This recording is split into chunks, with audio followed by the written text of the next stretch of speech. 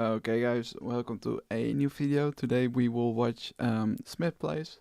We'll subscribe to him and leave a like. I simulated too many battles to find out the best Generation 1 Pokemon. So yeah, let's see.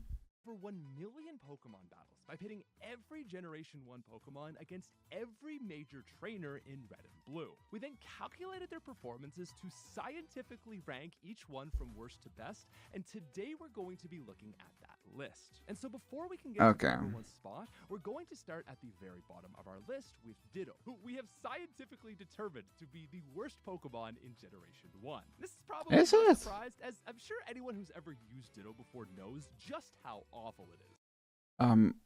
On competitive wise, Ditto is actually really good. But this is when he needs to transform himself, and yeah, need to take a hit before he can do that. Okay, sure, you can make the point. Yeah, for Generation 1, yeah. Like, this placement just makes intuitive sense even before I explain how our simulation actually works. It's in the second lowest spot where things get a little confusing, as of the 83 evolution lines ranked, the legendary bird Moltres takes 82. Now, from the outside, that probably doesn't make a lot of sense, so before we can start climbing towards that juicy number one spot, I'm going to explain our ranking criteria, which is basically just that this video is determining a Pokemon's total usefulness throughout a playthrough of Red and Blue. We're asking, of the 8 gym leaders, Elite 4, and 3 different champion battles, how many fights does this Pokemon actually help you in? And in the case of Moltres, that number is actually quite low due to its late availability. Moltres is locked all the way in Victory Road, so it's the last Pokemon available before you beat the game. So it's not that Moltres is strictly bad, it's that Moltres is bad in the context of a playthrough because it doesn't provide a lot of opportunities to help you. And I totally get it if you're still not sold, so I'm going to use a basic example to make it make a little more sense. I'm sold, man. Your 8-year-old self who set off on their first journey to become a Pokemon master. In Red and Blue, I was always a Squirtle enjoyer, and I have very fond memories of Blastoise leading my team to championhood. Now, after beating the game and going on to catch Mewtwo, I definitely had fun going back to sweep the Elite Four. But despite Not gonna lie, for me, it was Charmander or Squirtle too, yeah. Like, I didn't like really Bulbasaur. I love Bulbasaur though. That outside the point of that. But there's more grass types, there's less fire types, there's a little bit of good water types. Lapras, I didn't like it that well. But Gyarados is good, but also not great. Like, Squirtle was good. It was just good, and I always had Ninetales or Arcanine on my team. And had Jolteon, yeah. And if I did choose for Charmander, I did Vaporeon. Despite that, there's no world where I would say that Mewtwo did a good job of helping me beat the game, because Mewtwo wasn't there to help me beat it at all. Mewtwo was off chilling in a cave contributing nothing, whereas Squirtle was the one taking hits and helping me get the wins. We're not saying that Mewtwo is bad, this video is simply trying to determine what Pokemon helps you beat the highest number of opponent Pokemon across the course of a game. Not only does this mean for our ranking that you should definitely not catch a Ditto, it means that Moltres is also not a very reliable option either. The same could be said for Tangela, who's taking the 3rd lowest spot. Yeah. It's available after you beat Koga and get Surf, so it's not super late, but it is super bad. You can see here in its performance chart that running Tangela is just going to give you a really bad time. The same could be said for 4th lowest Hitmonlee, who only misses the first 3 gyms, but then goes on to deliver an absolutely pathetic performance throughout the rest of the game. This can be explained simply due to its horrible learn set. Unlike I guess scored much higher because it had access to Earthquake and Rock Slide, Hitmonlee actually has to use fighting moves to get wins, which are terrible in Gen 1. Next at 79, the 5th worst ranked Pokemon was Magnemite, who has a later game encounter and suffers from only learning Electric and normal moves. And this sadly won't be a one-off case, so if you're an electric enjoyer, you may want to brace yourself for what's to come. Now next up, 78 sees far-fetched as the 6th word That was Pokemon, slow which I too. gotta say I find really funny. I love because the there's a whole bird.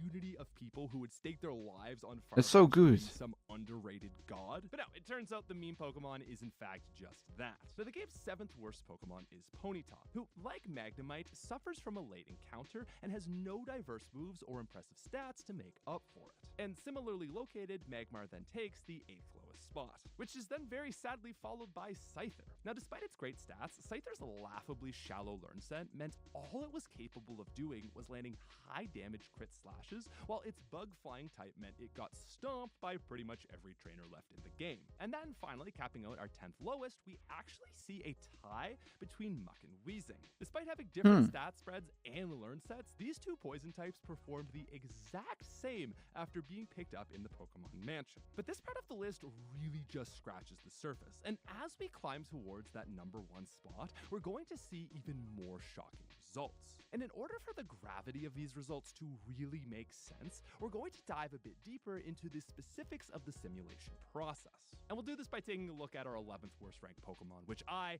need to pour one out for as it is sadly Aerodactyl. So as you now know, the simulation Bad process is moveset. by seeing which fights Aerodactyl is available for. And because Kanto can be played non-linearly, we based availability That's on one a thing. relatively time-conscious and sane player. Situations where you're just jumping ahead 2 routes to grab a Pokemon for a gym were fine, but doing crazy skips like fighting Erica as the 7th gym leader were not considered. And yeah, you heard me right. It is possible to fight Erica as the 7th gym leader. Now, since Aerodactyl is acquired on Cinnabar, its available fights include Blaine, Giovanni, the Elite Four, and Champion Blue's 3 different battles. The next step was to pit Aerodactyl against these trainers' Pokemon individually. So, for example, we would first have each member of Lorelei's team square up against Aerodactyl in a 1v1. We would then That's run battles just with bad. every combination of Aerodactyl's level up moves and TMs that were available in that point in the game, as long as they had at least 1 damage dealing move. This process was repeated for every moveset until Aerodactyl was able to get a win or all movesets were tested. Aerodactyl would do this against each one of Lorelei's team members, and the first part of its score would then be calculated. Now, in Lorelei 1v1s, Aerodactyl beat Dugong, Cloyster, Jinx, and Lapras, but lost to Slowbro, which would give it 4 wins out of 5. But there was one last simulation where Aerodactyl would be scored on, and that would be testing for the sweep. After running the 5 1v1s, Aerodactyl would then fight Lorelei's full team, just like how it plays in the actual game. Oh, that's interesting. A learn set that beats her flat out.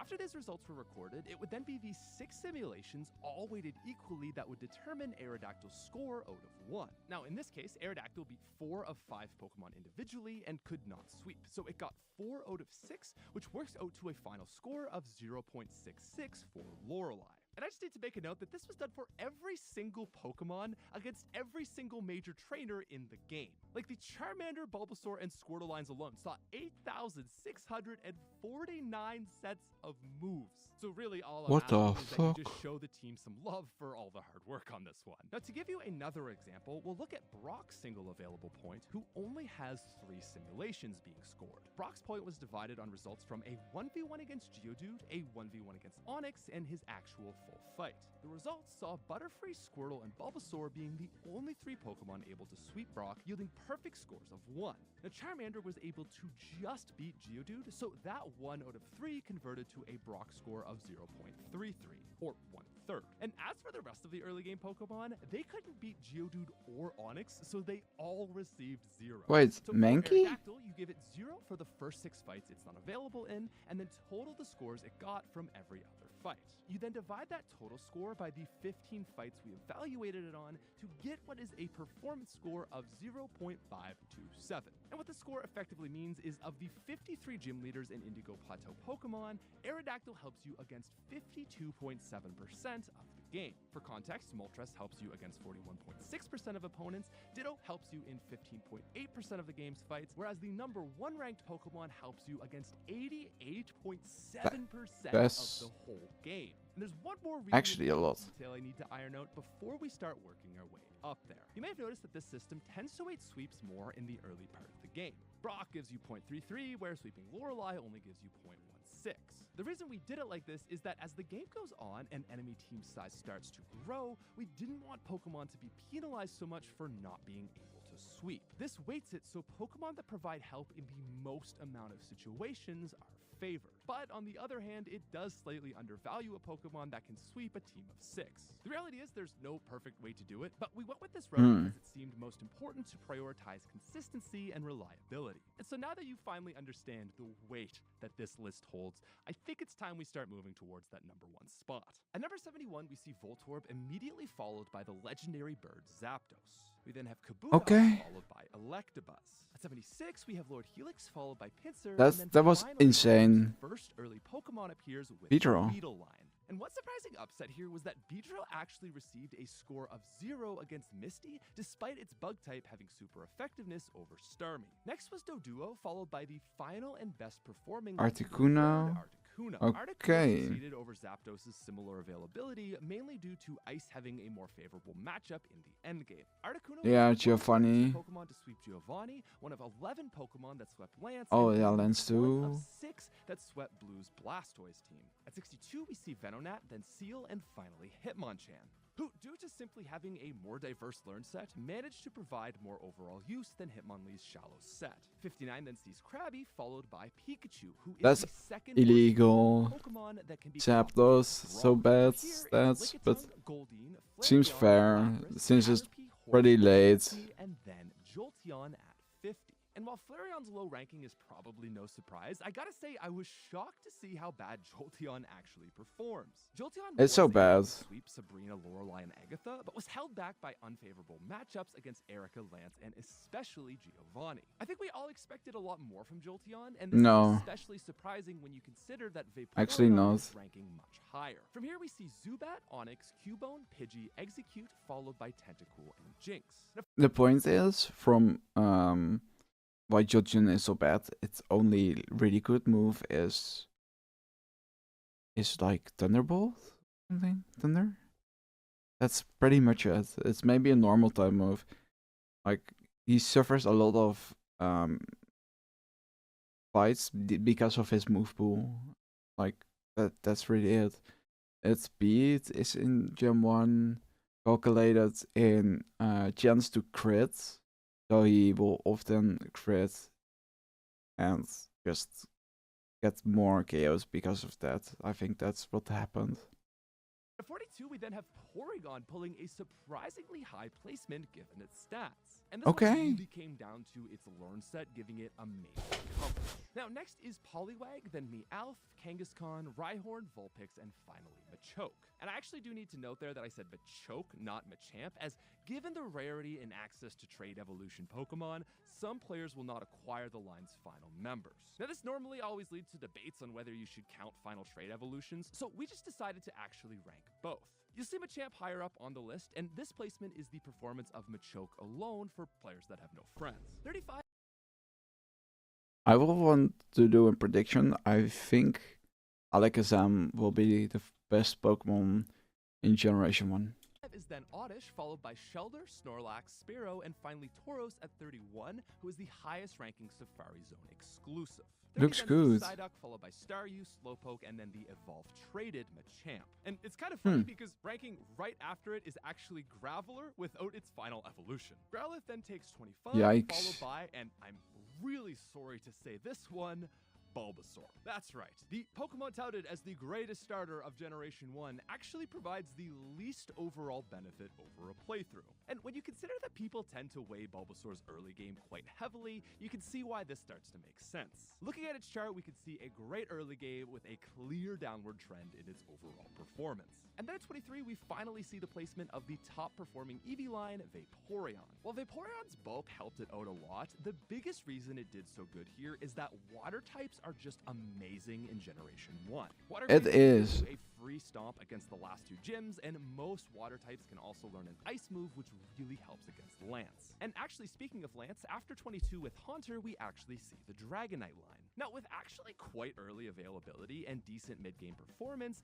Dragonite did a lot better than I expected. Most notably, it's the only Pokemon to not just sweep all three versions of Blue's champion fight, but actually sweep the entire Elite Four. Now, it is also important to note that For real? this is a really optimal scenario for Dragonite. Given that it's a level 55 evolution, most players won't be running a Dragonite by the time they reach Lorelei, and so it's a lot more likely that players are going to still be running Dragonair as they head into the Elite Four. Now, hilariously, the next spot on our list actually goes to Parasect, who was able to secure consistently decent scores with its 100% accurate Spore in a generation where yeah, fair. broken. Number 19 then sees Gengar, followed by Mr. Mime, both being outclassed by Kadabra. We then see the Alexam will be first. Raticate, securing spot 16. With guts? And stab normal moves. This thing was No, able not to even provide with very guts. solid consistency, even in the end game, where Pokemon like Bulbasaur actually fell off.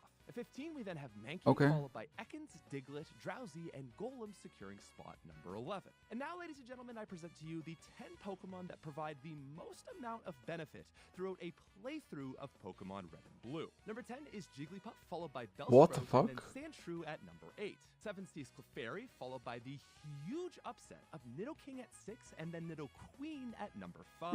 Number 4 sees the Charmander line. 3 is Alakazam. Number 2 goes to Squirtle, and the Pokemon that provides the most amount of benefit through a playthrough of Red and Blue is Gyarados. I mean, fair too. All right, let's just be honest here. You knew there was going to be more to this video than just that, didn't you? There's still a ton of time left in this video, and it's possible that you, like myself, are just feeling a little it's halfway satisfied with that conclusion. So while this was a valid ranking and scientific result, as we finished Gyarados or Alakazam, I was just left with a feeling of was my feeling about it.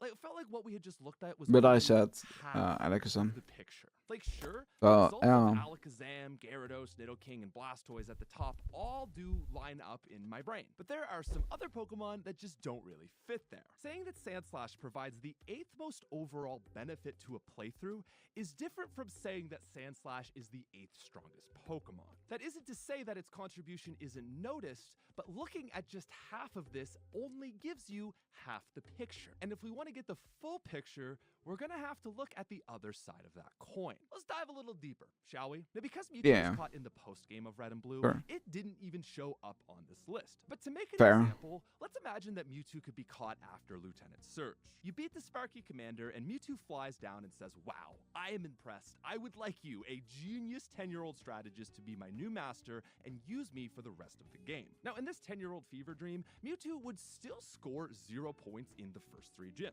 But from here, it would go on a rampage of destruction, receiving perfect scores for sweeping every single fight left in the game. And to any player, a performance like this would make it easily stand out as the best Pokemon in the game. But with the ranking system we used, Mewtwo would just score a 76.9%, placing it at number 13. And the problem with using just this style of ranking system is that there's actually 2 ways to achieve a good score. The first is to be like Raticate and do a pretty good job throughout a full playthrough. The problem is that a 77% across the whole game feels a whole lot different than a 77% that's achieved from sweeping every single fight you're available for. So the availability approach is a valid way to grade Pokemon, but I'm now going to provide you the second set of calculations we've run. This time, rather than judging a Pokemon over its total benefit, we're going to calculate average scores for only the fights they become available. This means that if a Pokemon doesn't have the opportunity to fight in a gym, it doesn't get a 0. And so while that means Pokemon like the starters and Nidoking won't have their scores changed at all, Pokemon like Moltres, who only get the Indigo Plateau to shine in, will only be evaluated for those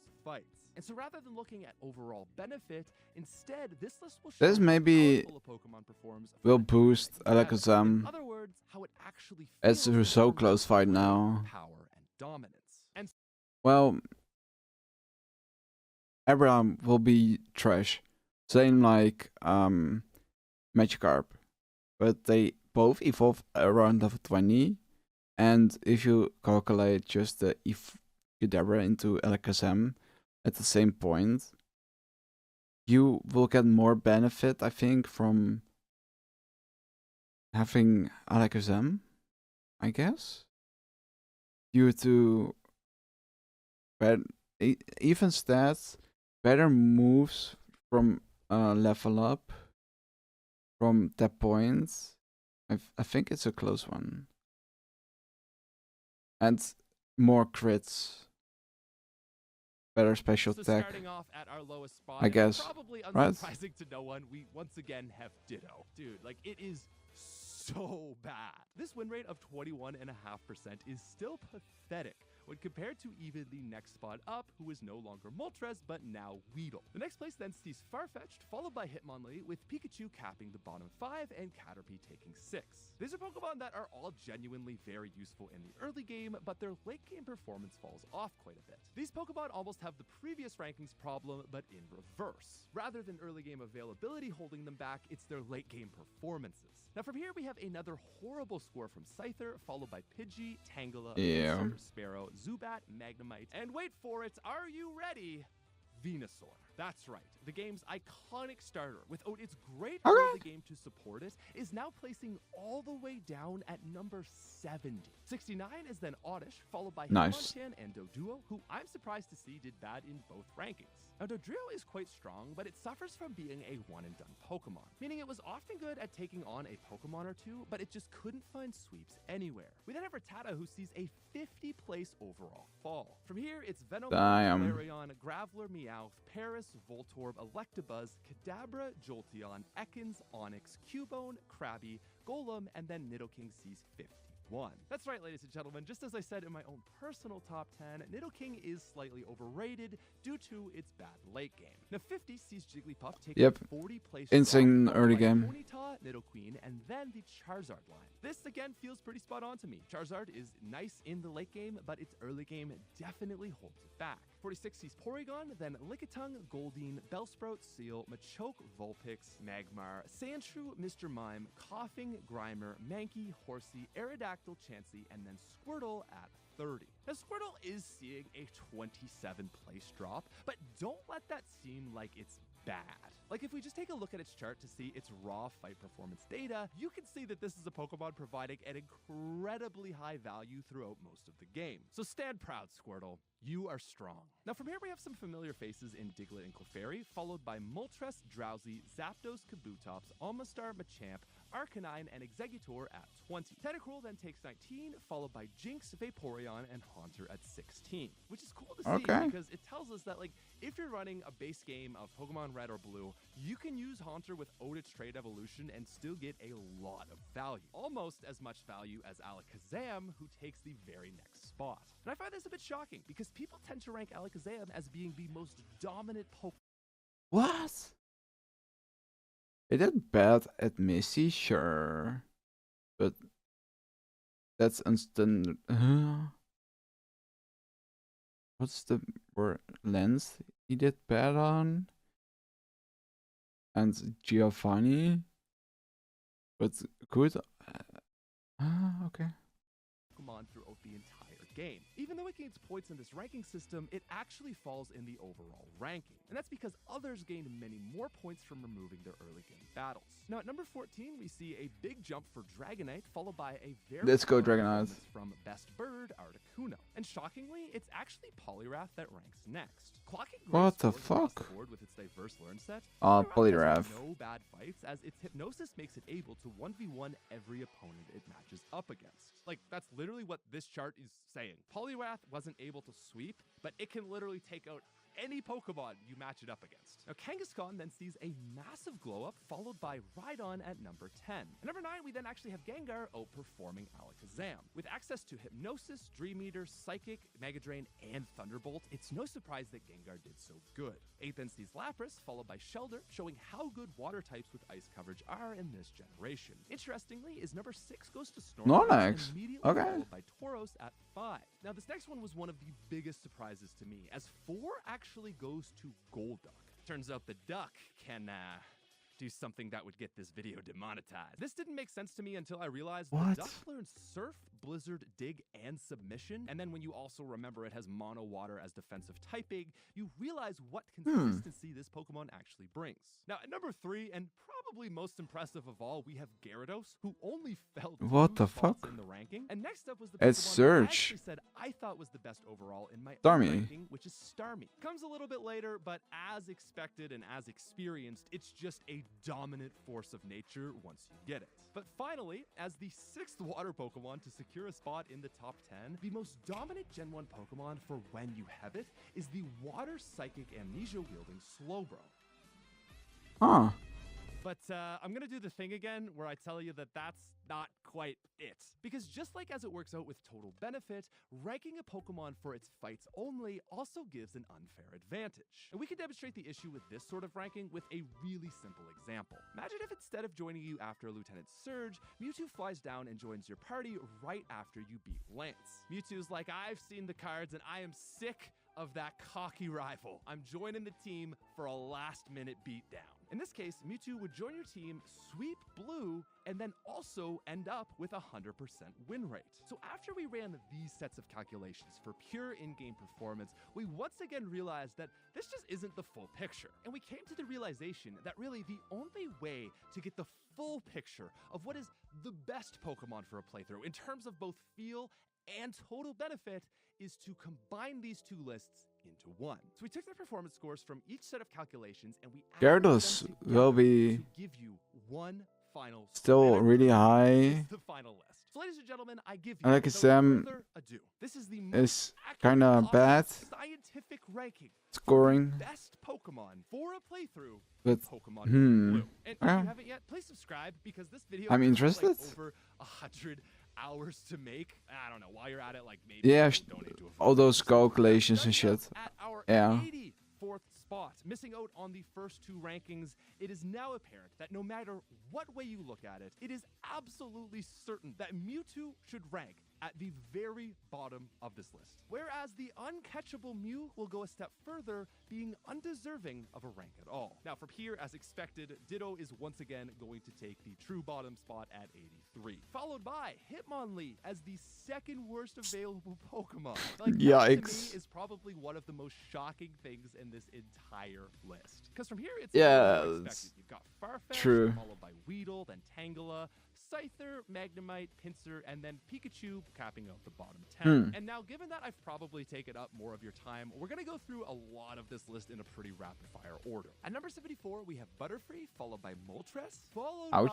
by Doduo, Pidgey, Venomoth, Hitmonchan, Ponyta, Voltorb, Electabuzz, Zubat, Magmar. The Sparrow line then ranks as the strongest normal flyer. Next, it's Coughing, Grimer, Flareon, Aerodactyl, Seal, Oddish, Zapdos, Omanyte, Kabuto, Krabby, Zapdos hurts. Bulbasaur, Jolteon. At 51, Jolteon ranks as the highest electric type. And if you couldn't have guessed, electric as a whole was the worst performing type in the game, with water obviously being the strongest. From here we have Lickitung, Goldeen, Meowth, Articuno, Onix, Cubone, Geodude, Porygon, Rattata, Horsey, Chansey, Vulpix, Machop, Paris, who, as the second worst type overall, is the highest ranking bug. Honestly, this is also one of my favorite rankings because people view Paris so bad. With its 3-4 times weaknesses, I'm so happy to see it get a little bit of recognition. Now from here we have Lapras, Abra, and then Jinx, who is the highest ranking ice type that doesn't have water as a secondary. Next is Execute, followed by Tentacle, and then Eggies. Ekans, who is the highest ranking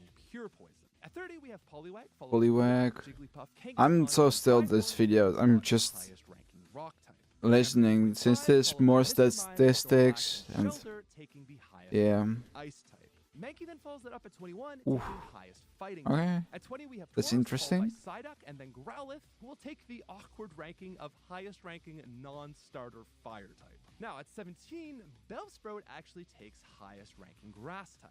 16 is then Diglett, followed by Sandshrew, who is the highest ranking pure ground. Vaporeon then takes 14, followed by Ghastly and Haunter at 13. This placement as the strongest unevolved Pokemon is even more impressive when you remember that it has no capable stab moves. Now at number 12, we have the game's pseudo-legendary Dragon, then followed by an amazing placement of 11 for Hypno. And then finally capping out our number 10, it's my personal favorite, Starmie. Now number 9 That's is such a Little good King, Pokemon. followed by by Nidoqueen. Now, given that I've hyped this Seems right fair. now Seems so much, fair. you're probably wondering why Nidoqueen actually beat the king. As expected, these More two obviously bulk had very similar scores, and but because more Nidoqueen special takes a attack. sweep over Sabrina and Giovanni, whereas Nidoking takes its 2 sweeps against Lance and Blue Venusaur. And so actually, given the fact that they have the same number of sweeps, the only difference was that not hitting a sweep was weighted to be less punishing in the late game. To put it simply, they're very equal Pokemon, it's just that Nidoqueen is more consistent through the gyms,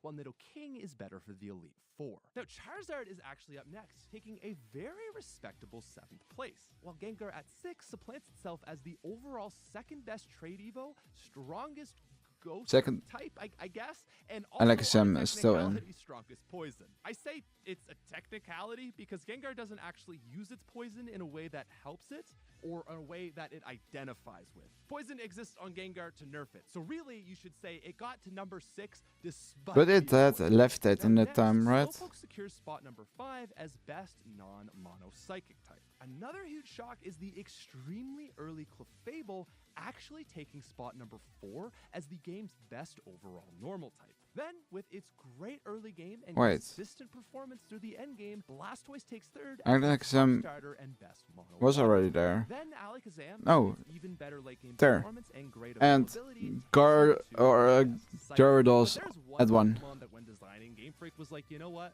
Life's not fair, and we're going to imbue that into this Pokemon. Because on Heaven and Earth, Gyarados alone claims the title of Honored One. Because with an incredible TM Learn set, legendary stats, availability before Misty, and the best type in the game, Magikarp and Gyarados, The 2 names that I said, best water Alakazam type, technically best and fire, Gyarados. and overall best Generation 1 Pokemon. So there you go. You can now know what Pokemon to use in a 25-year-old game. Congrats. For real, guys. Thank you so much for making it all the way through. This was a very big one. We appreciate the love. We appreciate the support. The YouTube algorithm is now recommending you another video to watch, so go click that, and I will see you later. Much love and peace. No, Wolfie, go back. And this Oh. Well, it was actually pretty sick list. I hoped. Wait, let's see this one once again. It was bad at Lance, was bad at Lorelei, Misty, really bad, but I think it died to Starmie. It couldn't kill anything else. Was Staryu, or it killed Starmie as well, but didn't got a sweep and got really inconsistent. But I don't know. Damn, this is crazy. But guys, thanks for watching. Go down to the description, click the link from Smith Plays. Go subscribe to him. He makes insane content. It's just pure fire. And guys, thanks for watching, and I see you in the next one. Ciao, ciao.